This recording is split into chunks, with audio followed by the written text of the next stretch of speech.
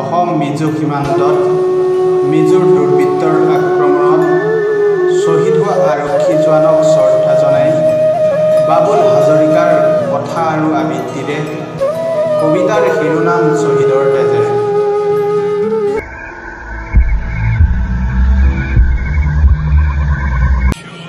হে বীৰ শ্বহীদ প্ৰণাম তোমাক, অসমীয়া আই ৰক্ষাৰ বাবে নিজকে দিলা আত্মবলিদান মিজোৰ দুৰ্বৃত্তৰ হাতত।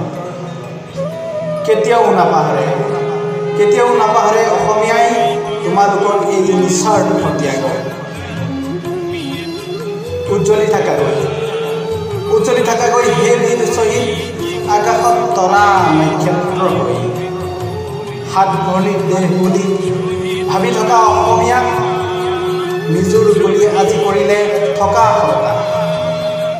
হে শ্বহীদ প্ৰণাম তোমাক, সহজ সৰল অসমীয়াৰ তেজত আজি দেশ প্ৰেমৰ অগণিয়ে তুলিছে জোৱাৰ। প্ৰত্যুত্তৰ দিব অসমীয়াই জানে, কিন্তু অসমীয়াই নিবিচাৰে সংঘাত, অসমীয়াই নিবিচাৰে অশান্তি, অসমীয়াই বিচাৰে শান্তি। শ্বহীদৰ পৰিয়ালত আজি মাতো কোনো কান্দোনৰ আপোন মানুহজনক হেৰুৱাৰ দুখত জননীয়েও আজি টুকিছে চকুলো।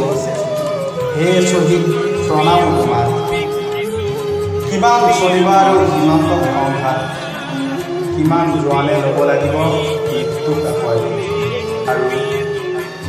আৰু কিমান মাতৃৰ বুকুদম হ'বনে এই সংঘাতৰ সমাধান, নে শ্বহীদৰ তেজেৰে ৰাঙলী হ'ব অসম।